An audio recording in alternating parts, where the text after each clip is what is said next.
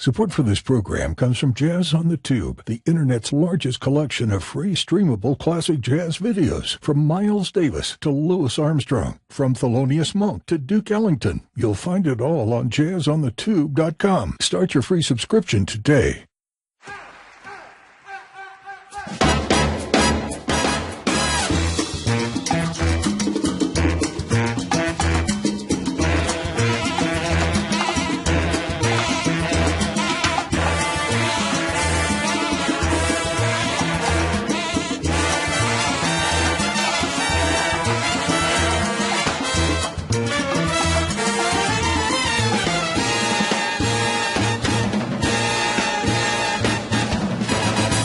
Hi, and welcome to Jazz Talk, a Jazz on the Tube podcast. My name is Ken McCarthy, and this is where we talk with people who are doing important work that supports and illuminates the music we love.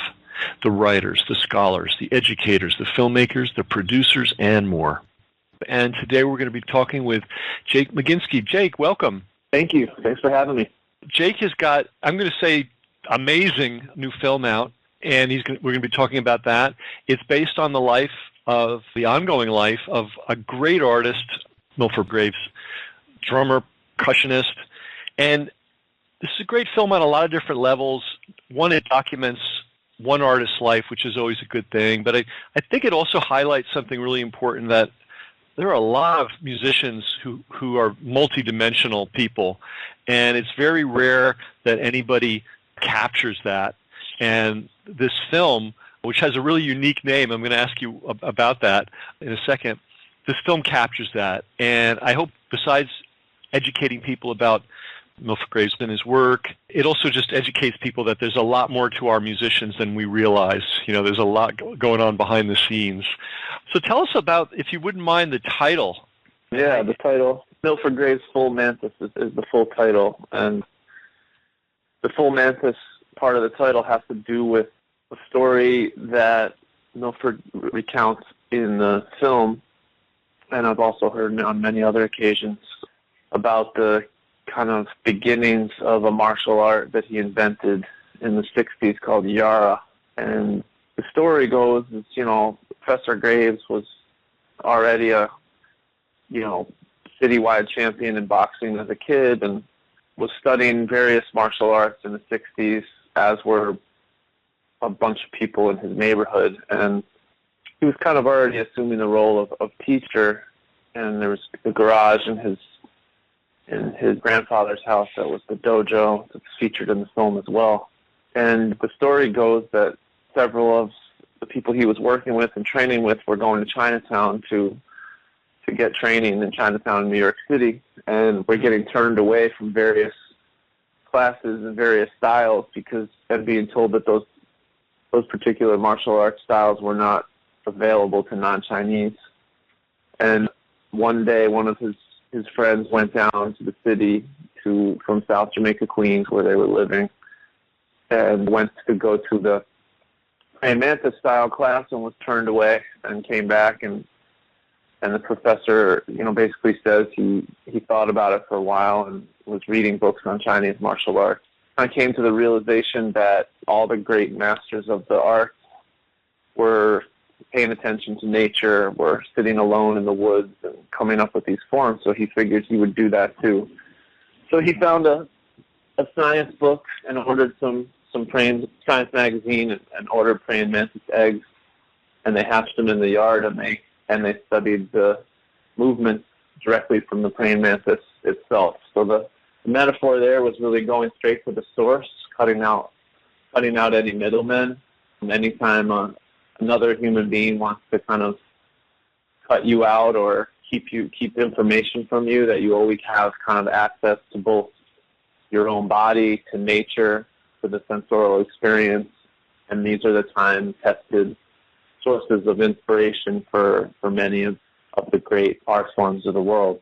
So that story, is a captivating story in itself, and it's recounted visually in the film, but it's also, the basic instruction for the filmmaker to kind of stick right to the source, to not to not try to analyze or bring other people in to analyze the experience, but to really pay attention to what's happening in front of you and to use that as kind of basic way of structuring the film. I'd also say that you see this metaphor in all the other parts of Professor Graves' creative process. So you know, when he's doing heart music, he's going straight to his heart and sonifying those rhythms and those sounds and using that as the substance for music in his garden. He's operating the same way, watching plants, using the plants as inspiration. So this kind of going straight to the source idea seemed like the right title for the film. And, you know, we kind of, the title came and then it just stuck. And now I think now Full Mantis represents more than just the particular story. It kind of represents the whole cosmology. Yeah, the attitude towards learning, and it is a radical, I mean, for our society where, you know, you're supposed to go to school and somebody's supposed to dish it out to you, you know, in measured quantities, and you're supposed to stay on the track. That's one way of going through life, and then the other way is the way Professor Graves is showing us. And by the way, we should point out we're not just throwing that word professor around. Milford Graves was a professor at, was it Bennington? Yeah, Bennington College. He's professor emeritus now, and he taught there for about 40 years.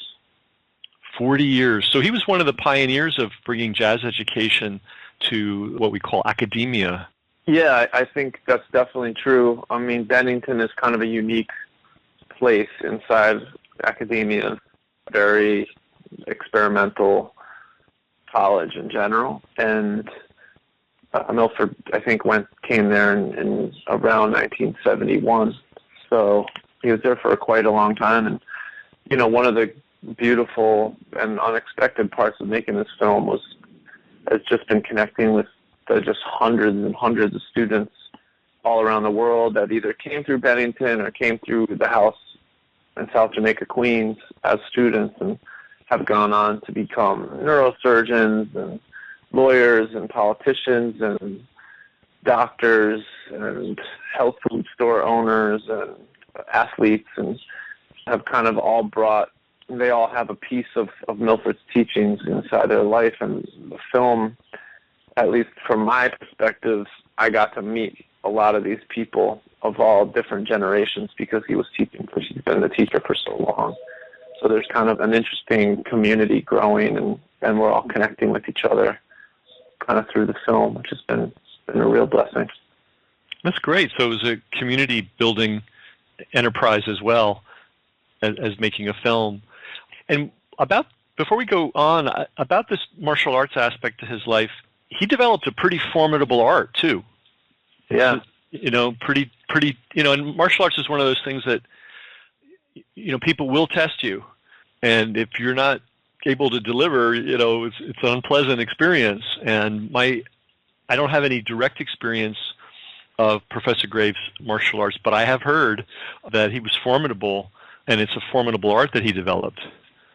Indeed, and this was not an art that was just done, you know, only inside the space of his dojo. I mean, these were the way they were training, and I've now been exposed to many, many tapes from the history, working on another project now I can't say too much about, but this is like MMA 20 years before MMA. I mean, they were experimenting with different styles and combining different styles and really putting this stuff into practice through a regimen of both training and sparring. So yeah, it was no joke. This was real stuff, and you know, I think that's another interesting metaphor that you find in the film that's inside the martial art is, you know, for creative people, and I think for all human beings, it's like you were mentioning before, the dominant strains of pedagogy and teaching in our society and how you go into a career. We're very much part of a specialized culture that really favors specialization, but you know, that's not necessarily the way it works and has worked in the past. And so for Milford, you know, martial arts can function as a source of inspiration, as fuel for the music, as a way of self-defense and self-protection, and as an art that's developing, alongside other martial arts in the context of sparring. So it can have multiple functions. In the same way the garden can be a source of inspiration creatively, it's also a site for nourishment, and a symbol can be a ride symbol that's creating a pattern. It can also on stage become a hat, and it's this kind of way of looking at what you have access to in a creative way, and kind of taking each thing in a deep way without projecting kind of narratives onto it, this emergent way of creating, an emergent way of learning that I think the film really tries to get at. I think in many ways it's a film about kind of the mysteries of creative process with someone who's really compelled to try to explain those mysteries. You don't meet many artists who are going to really try to explain the way all these things are related, the way that the sensorial, the five-part harmony relates to sound, the way the Milford experiences his own physiology and his nervous system, and how that relates to minor keys and major keys.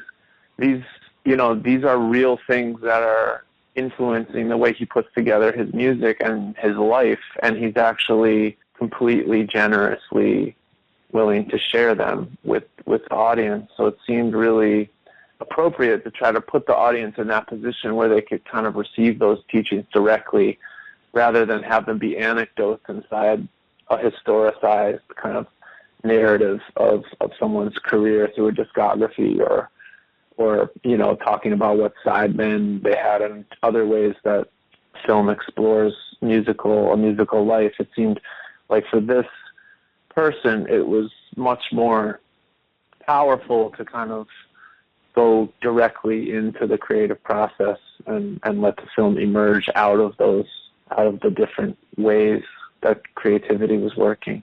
Gotcha. So you really you experience more of the essence of the man and his way of working, his way of being, as opposed to, he was born here and he did this and he did that.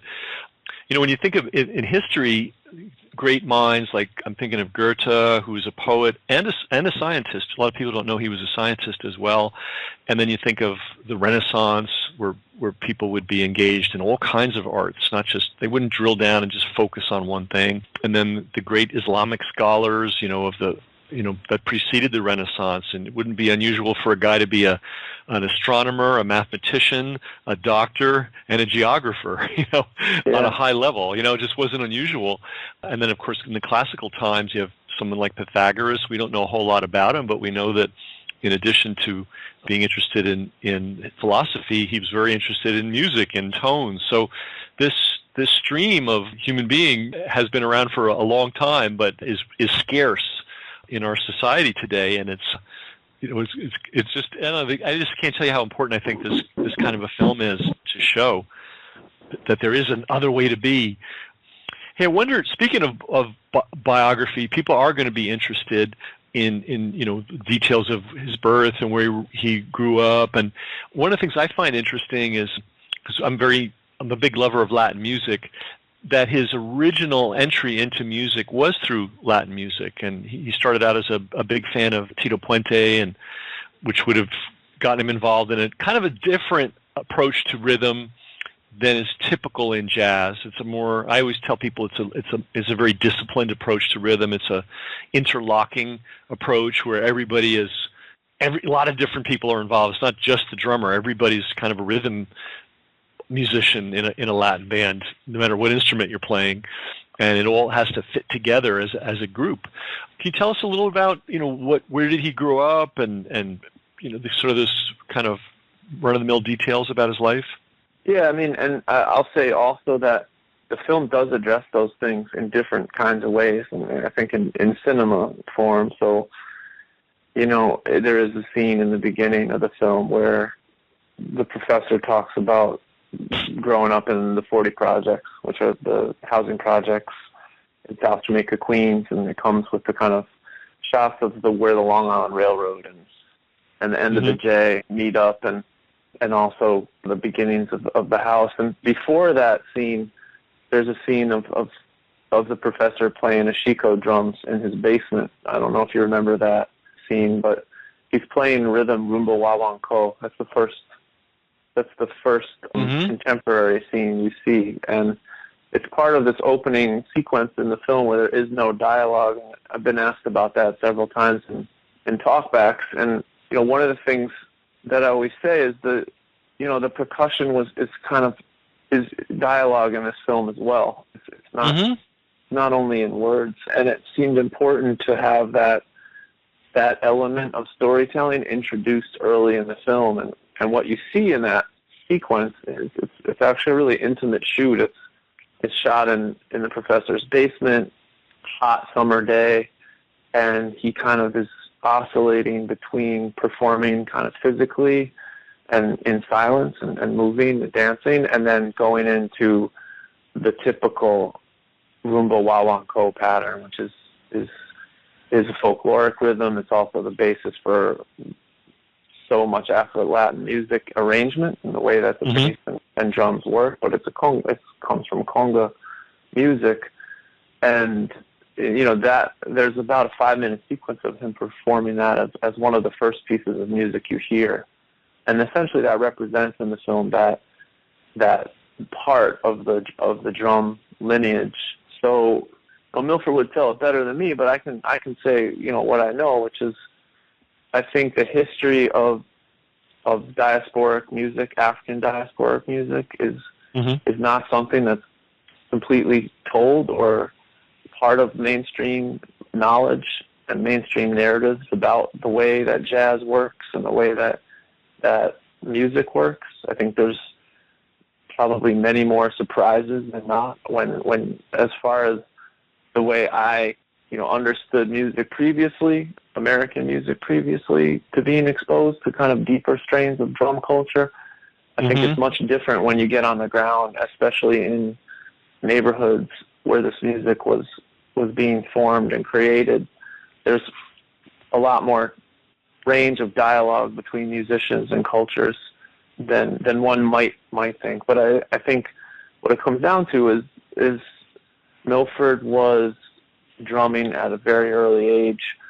He grew up in apartment buildings where there were lots of other musicians, including Cuban family close by that came from a very heavy lineage of drummers.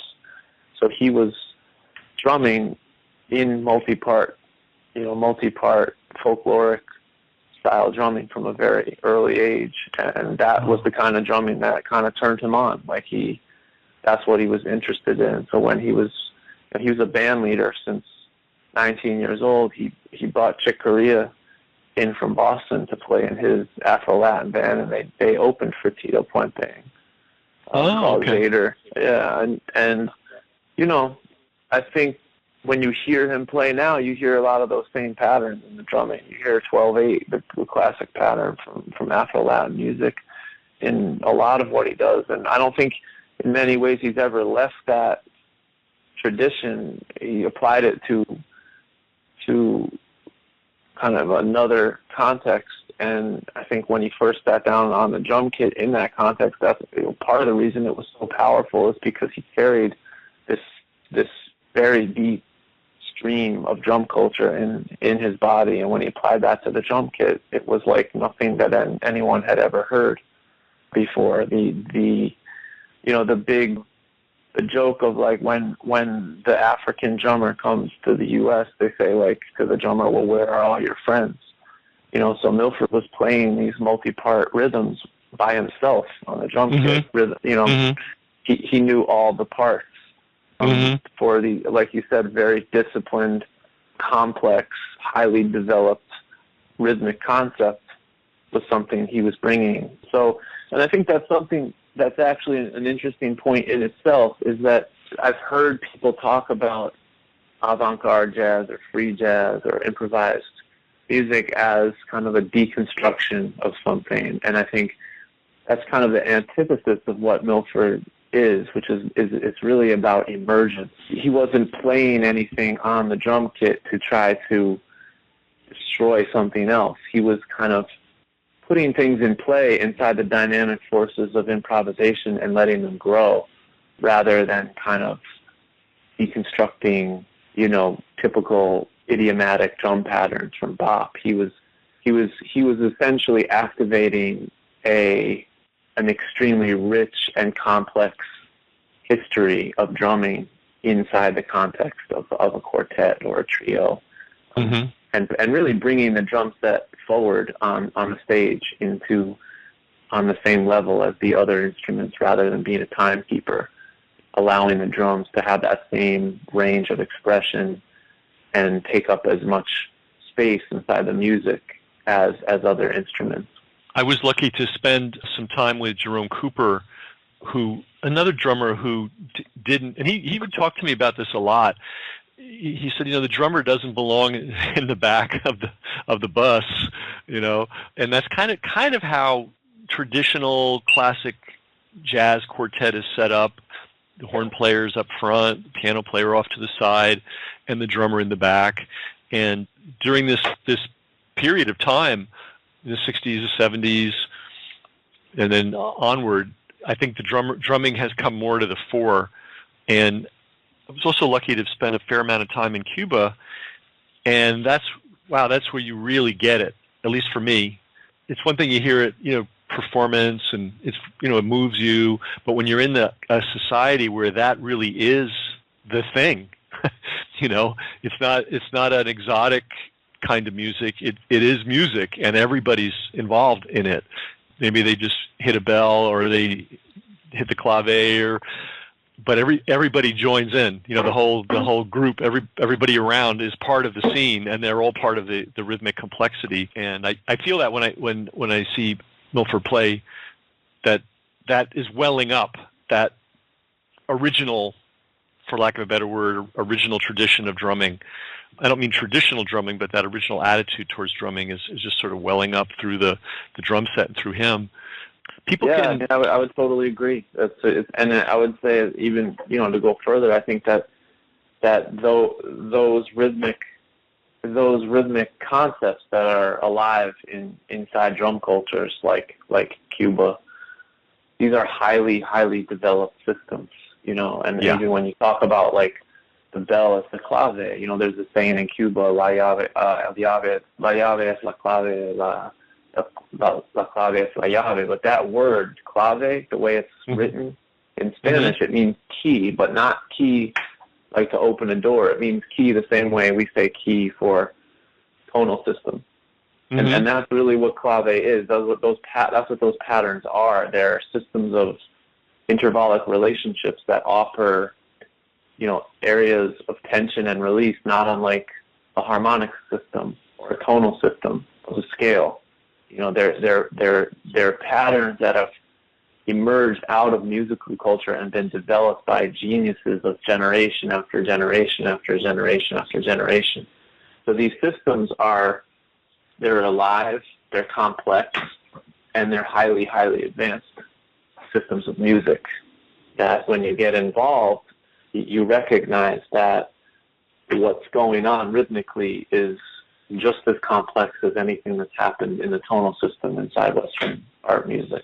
Absolutely. And it's a great, wonderful discovery for those of us that were not raised in that tradition to discover, wow, there's this whole other world, and it's deep and it's profound and it's serious and it's multidimensional, and to the extent that we're willing to put ourselves into it, we can learn some of it. We can integrate it into what we're doing. It's a great treasure of humanity, So people can research Milford Graves' musical pedigree, the fact that he, the quartet with Roswell Rudd and Reggie Workman, and it's John Chakai?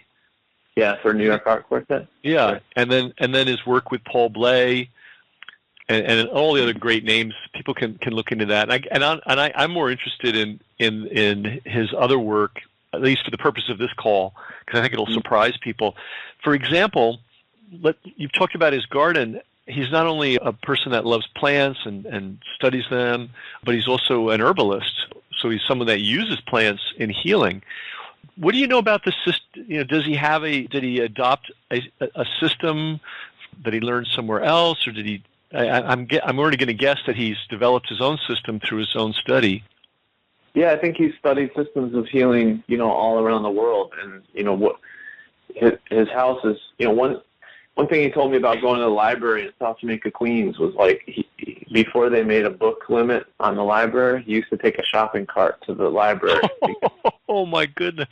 So wow. This is someone with a voracious appetite for learning, and so I think he's integrated lots of different healing traditions, including Western medicine, to create his way of healing. And yeah, so his basement is a combination of computers and EKG machines to listen to both the circulatory system, the nervous system, and the heartbeat, and then tinctures and herbs and all kind of coexisting. You'll see wires passing through like a valerian root tincture on its way to an EKG machine. So he's integrating technology and plants and herbs to both diagnose and heal. And I think you're correct.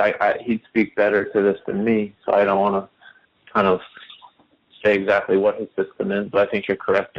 It's a holistic system that's kind of been open to developing with a lot of influences. And he has some very interesting things to say about the heart and the heartbeat that he talks about in the film. And he has studied and continues to study the heartbeat.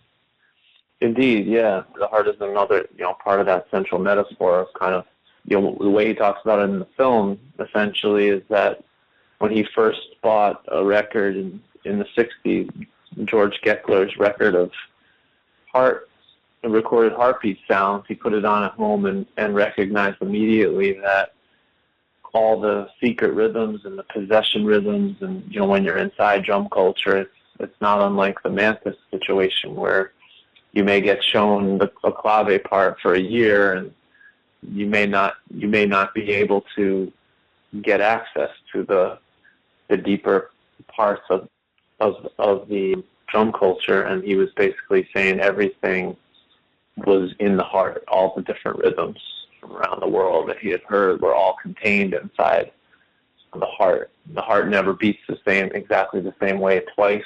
It's the opposite of a metronome. It's repeating, but it's continually shifting. The heart beats just like a metronome. That's not good. So he's made this lifelong study essentially on heart audio, and I think a big difference with that is often when you get your heartbeat analyzed in a medical situation, they're just giving you the EKG, which is the two events, the beat, the largest part of the wave is what you're hearing. But he's really recording this stuff with an electronic stethoscope as well. So he's got this large collection of heart audio, actual audio. So you're hearing all the valves. You're hearing the heart as the way it kind of dances, and it's not just two beats. There's beats inside beats, and there's beats inside those beats. And he's kind of taking that and analyzing it and abstracting from it different ways of thinking about rhythm. So another big metaphor in the film that's also in the trailer is this idea of kind of throwing away the metronome and listening to your heart, which I think it operates as a great metaphor, and it also is actually very real. One of the first lessons I got from Professor as a drummer was to kind of sit down in the laboratory, have my heartbeat recorded, and he proceeded over the next couple of weeks to give me a collection of CDs that were both my heartbeat recording, but also kind of sonifications that he was making with sine waves based on those recordings. And he said, just throw away the metronome, practice to these, and change my life. There's no doubt about it. This is powerful stuff that, people talk about, voice and music. You say this person has a voice and this person doesn't have a voice. The difference between, you say someone's good technically, and then you say, well, someone has feeling. The feeling part and the voice part, those are always the hardest things to teach. How do you help someone obtain a voice? Well, the traditional way in the music conservatory is here. You're going to practice all the time, and you're going to copy every great person in the history. And if you can get that done, and you're still successful, and you're still standing and not jaded, then that someday you're going to start writing music and start making a statement. But Milford's made a whole entire pedagogy based on helping people find their voice. And that's why when you meet students, even if they're not musicians, whatever field they're in, they're very powerful in that field. They have original ways of thinking in that field. And I think this idea of using your own body and your own sensorial experience and the sound of your own heart as the basis for a musical practice is a very, very powerful idea and very effective idea. And I think that's why you don't see Milford students that all sound like Milford. He doesn't have big collections of students that sound like him on the drum kit. But what he does have is a whole bunch, dozens and dozens of original thinkers who are kind of connected to their own vibration enough where what they do kind of vibrates at a different frequency. And I think that is that idea of voice. So I think that's, as far as, I've been Milford student for 15 years, so that's something I actually can speak on, is that I feel that as a teacher, he's kind of focused all his creative energy as a teacher on figuring out how to help people become what they're supposed to be in an authentic way. And these are keys. The heart is a key, especially if you're a drummer. Your heartbeat is the key. And it was a key for him, too. I mean, what he says in the film is no one can come to his house without having their heartbeat recorded. And he called all his drummer friends and said, we don't have to go around begging for these rhythms anymore. They're all inside of it. And that's the powerful stuff. And this is like the embodied, emergent thing I was talking about before. None of this stuff is was done to kind of like push people away or make a statement about, some people talk about free jazz. It's like there's some sort of crisis or something. This was not Milford's statement. His statement was about emerging and growing new pathways, new brain pathways, neurological pathways to think in previously unthought of ways. And that's really why, when I started studying with him and I started realizing what this was, I kind of recognized, and you put it all together with the discography and the career, and you realize, okay, this is somebody who's going to be looked at, in the future and studied, that if we have human civilization still in 500 years, they're going to be looking at both Milford's music, the things he was saying, and his body of research in a close way. And I figured, well, I better do my duty because I'm here. And create something. And I think when you do think back about the figures of history that you mentioned earlier, these dynamic people, often, for someone like Leonardo da Vinci, I would love to see what his laboratory looked like and the way he was thinking and talking. And that's ultimately why the film is focused on Milford's voice. So you have an hour and a half, and to get the audience into that place where you can really feel the teaching, anything else would kind of knock you off a little bit because you would start analyzing what you would start listening to someone else's analysis of what you were experiencing rather than kind of going on that journey that the film invites you to go on. Gotcha. And it's so interesting, the approach that he took to drumming, using his heartbeat as the source of knowledge, is so similar to how he approached martial arts. He was inspired by the idea that nature had been an inspiration to the ancients in martial arts, and so he said, well, I can do that too. Yeah, I'll do that. If they did it, I can do it. I love that attitude. It's really something that we all need. No doubt. And I mean, I'd say he even took that further, and this is like the body as nature, and I think that's another thing we need. But not only will he talk about the ancients, looking at nature and the master of praying mantis, studying directly from the praying mantis itself, but he'll also take his studies of the human immune system, and he'll be developing practices inside Yara based on externalizing the immune system, and he'll talk about it as externalizing the immune system and having conversations, having an arena to explore kind of the way nature works, to become more in tune with nature. And yeah, it's a powerful approach, and I agree with you. It is something we all need. Yeah, because if you're waiting around for somebody else to tell you, or a person to tell you how it is, you may wait forever. For instance, going back to the martial arts, because it's such a vivid example, some of his colleagues and friends went down to China, and I know that experience, by the way. I know that it's still that way to a degree, but it definitely was that way when I was growing up in the 70s and 80s. It was not, the information was not openly available. It was restricted, and then even if you got into a school, it was dished out, one spoon at a time, with the teacher being the source. And so much of education in life is like that. And if I understand what one of the messages of Milford Graves is, no, it's there, right there. I mean, nobody's keeping you from your own nature. You have to look. Exactly. You have to spend time with it. And it may be you may feel lost at times. You may not know what direction to go. But if you keep coming back to the nature, and I love that point that you just said it briefly, but it's so important. We're nature too. Human beings are nature, and this is something that's really somehow gotten lost in the shuffle. And we think of nature as Mount Shasta or the redwood forest, and that's all nature too. But we're walking around nature. Exactly. The biome is in us too, and I would say that's a deep part of the way the film is structured too. There's this part of the film where he talks about the 5-part harmony. He's talking about the 5 senses, the sensorum.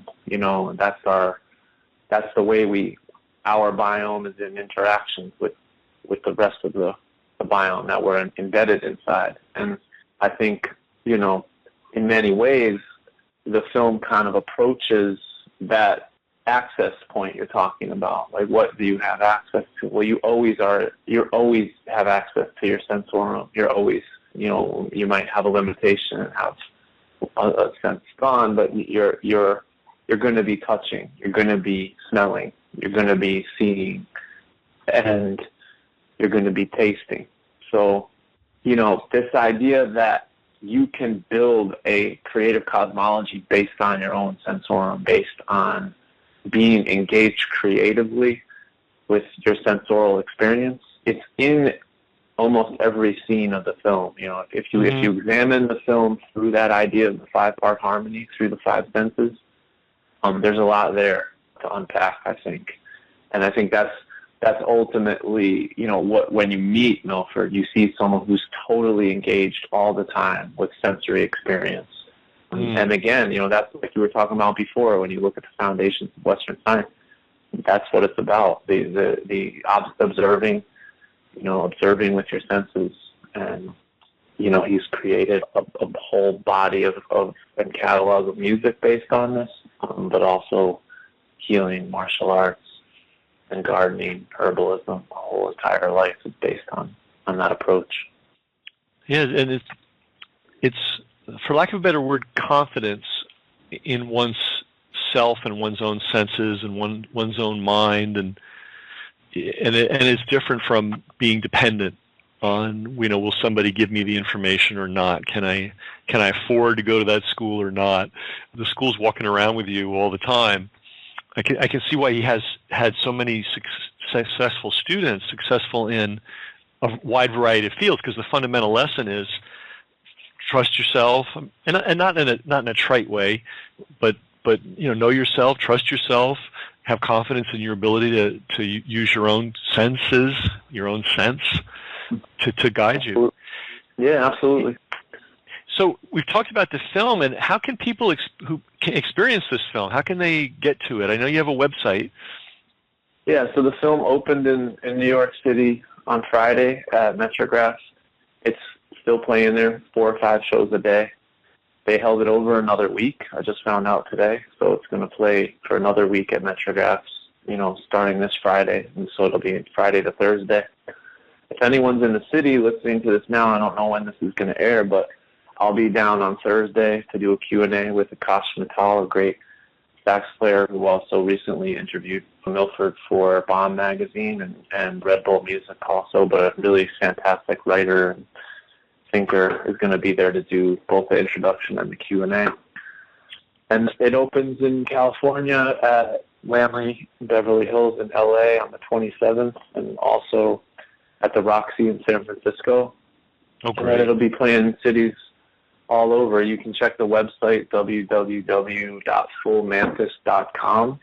That'll have an always up-to-date screening list to see if it's playing at a city near you. There's probably about 15 or 16 cities booked now. And then, after the theatrical run, I would predict probably later this year, after Thanksgiving perhaps, the film will be available at first on iTunes and eventually on Amazon Prime. Great. I think, I would encourage people, this is the kind of film you want to see in the theater for a number of reasons. Number one, it's always more impactful, I think, to be in a big dark room with a big screen and no distractions, to really immerse yourself in this. And it's a film you want to immerse yourself in.